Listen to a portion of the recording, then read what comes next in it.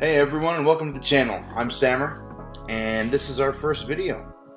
I've been trying to get a channel like this started up for a little while, and I figured the best time to do it was right now, right after this game. Today is Monday, January 24th, and last night was the divisional round of the NFL in the playoffs.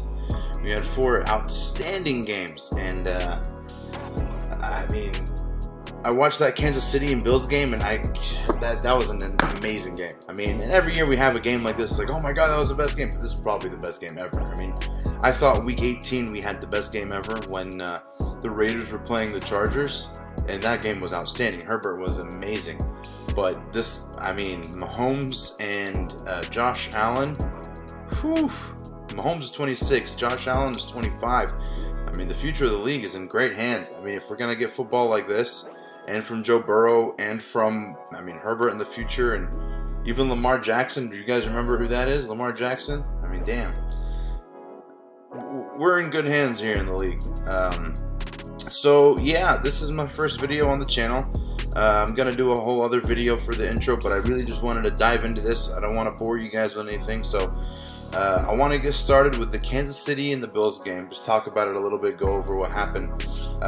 Definitely the best game of the season. Now, one quick thing that happened that kind of broke down the Chiefs' defense is when Tyrann Mathieu, Honey Badger, went down early. I mean, he is such a game changer. It's ridiculous. He is like their quarterback on defense. Without him on the field, you could tell how much they were struggling. Now, don't get me wrong, they were still able to take out Stephon Diggs from the equation and Emmanuel Sanders, but Gabriel Davis just feasted. I mean, he was one-on-one all night long, and they were taking advantage of it. Gabriel Davis is coming out to be an excellent receiver. Looking forward to see how well he plays next year as well, how well the Bills team is going to do with everyone 1 year wiser. Now, the Bills lost a couple weird games throughout the season. I mean, against the Jaguars, against the Titans. They could have won that one against the Pacers. I was going to say Indiana. The Colts. But, I mean, their top end is as high as anyone in the league, but they can lose to the Jags. Like, I mean, how does that make any sense? But that game last night was incredible. From a one-play drive for a touchdown to Gabriel Davis, to just, it was insane. So something to note on both sides, the different play styles, I guess you could say. Kansas City had, I think it was the beginning of the third quarter, their first drive down the field was 8 minutes long. So imagine how tired that Bills defense was by the end of the game. And I mean, you saw, I mean, 13 seconds left in the game, Patrick Mahomes whirled that ball down, 2 passes, they get in field goal position, and they're in there. I mean, they're in. That's the thing, like, you tell people, like, it's never over until the final whistle, but yesterday was an amazing example of how true that is. I mean, how many points were scored in the last 2 minutes of the game? We had a Tyreek Hill touchdown, then a Gabriel Davis touchdown, and then a Patrick Mahomes bringing it down for a field goal from Harrison Butker. We had 17 points. Or no, they kicked the 2-point conversion there, didn't they? 18 points in the last 2 minutes of the game. I mean, come on. And then another touchdown in overtime. So, man, that was impressive. I was on my feet jumping up and down. And I have no skin in the game. I mean, I don't care about, I mean, I do care about the teams. I care about the NFL, but I'm a Falcons fan. I'm in Atlanta. And you'll learn about that in my intro video when I talk about why I'm doing what I'm doing and all these things. But, yeah, I mean, I had a bracket and I had Kansas City going all the way, but it's $20. It's not a big deal. I mean, I don't really have much skin in the game. So speaking of brackets, we did have a bracket with some of our friends. I actually had San Francisco upsetting the Packers and the Rams upsetting Tampa Bay. I'm going to pat myself on the back for that one because, I mean, who would have guessed it? I won because of that. Everyone else had Green Bay, Tampa Bay, and then some people had Buffalo in the Super Bowl. But, I mean, and again, don't get me wrong, that game could have gone either way. Even Josh Allen said it, whoever had the ball last was going to win that game. That was just insane. But yeah, I have San Francisco and the Rams in the NFC Championship. And I did take the San Francisco 49ers to go to the Super Bowl, but I'm starting to regret it a little bit because the Rams are looking good. Now, I did want to start discussing the Rams and the Tampa Bay game. In that game, the Rams got off to an excellent start, but the problem is when you get a lead like this and you're playing against Tom Brady, you get scared. And this happened again in the Falcons in 2016, 28-3. Remember that? 28-3 happened, and Falcons got very conservative with their play calling, started running the ball, trying to take the clock down, which is understandable. You want to wind the clock down, but when you have a whole quarter to go, how much clock can you actually wind down, especially when the defense knows you're running, you know you're running, everyone in the stadium knows you're running. It's like, please, just throw the ball. You're worried about a pick right now, but you need to get the ball to first downs. You need to really wind the clock. Take 8 minutes off the clock like Mahomes did in the beginning of the third quarter there. But you get conservative, and then a couple mistakes like snapping the ball when Matt Stafford wasn't ready, or Cam Akers running the ball and losing it, or just stupid things like that keep happening. You let Tom Brady back in the game. You got the GOAT on the other side. And I remember the score was 27-3 in the third quarter, and I looked at my buddies. I was like, oh, guys, it's not over yet. I mean, this is Tom Brady. We all remember. We were all there. We all witnessed 28-3 happen, and you can't put it past him. It's not over till it's over. 27-3 is completely doable. And I was sitting there. I was like, oh my God, come on, Rams, do something. And slowly but surely, Tom Brady's guiding that offense up the field, down the field, whatever you want to call it, and just scoring touchdowns left and right. And then you look over the score and it's like 27-27. You're like, whoa, what happened? But luckily, the Rams came back down and hit a last-second field goal, which shows that, I mean, they could have done it all along. They could have just been playing. They could have been balling. But, I mean, do you blame Sean McVay? Do you blame Stafford? Do you believe Sean McVay doesn't really believe fully in Stafford? Is that what it's saying? I don't know if it's saying anything, or if it's just, this is how you play against Tom Brady. This is just the rule against Tom Brady. But I don't know, man. I mean, we've seen it happen too many times where you get conservative and you don't take the deep shots and you don't really pass the ball too much, and you end up losing to the GOAT. I mean, look what happened with Green Bay. We'll just move on to that game. Green Bay, San Francisco. I mean, mind you, it was cold as hell out there. I mean, it felt like 0 degrees Fahrenheit. So I understand. I completely understand well, there's so many drops. I completely understand not going to the pass game as often. But I mean, Aaron Rodgers was supposed to win this game. No one had the 49ers winning. I mean, I did. I took a flyer. I'm not even going to say, like, oh, I'm the best of them. No, I took a flyer. I was like, San Francisco's a running team. It's super cold. If they win, they win and whatever. But they actually won. But it wasn't even an offensively amazing game for San Francisco. I mean, the only reason they won was because of the special teams. And because, well, they did stop. I mean, the defense played amazing. The special teams played amazing. The offense did not play amazing. I mean, Deebo Samuel is amazing. He's basically that offense. But, I mean, there's an argument now to say, well, Jimmy Garoppolo didn't really lead them to a win. He just happened to be there. So I heard some rumblings like, oh, maybe you should play Trey Lance. I'm like, I mean, he's still a rookie. He's barely played. Do you think he has a better chance against the Rams than Jimmy Garoppolo does? Of course not. I mean,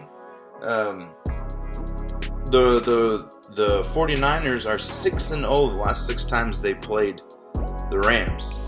So why change? And that's with Jimmy Garoppolo. So why change that up? I mean, I can bet you not every time they played with Jimmy Garoppolo because he's always injured, which is why they went and got Trey Lance in the first place. But if he's healthy and he's still winning games somehow, you let the defense do their thing, and then you let Jimmy make his plays, and you let the running game do their thing, they obviously have a chance.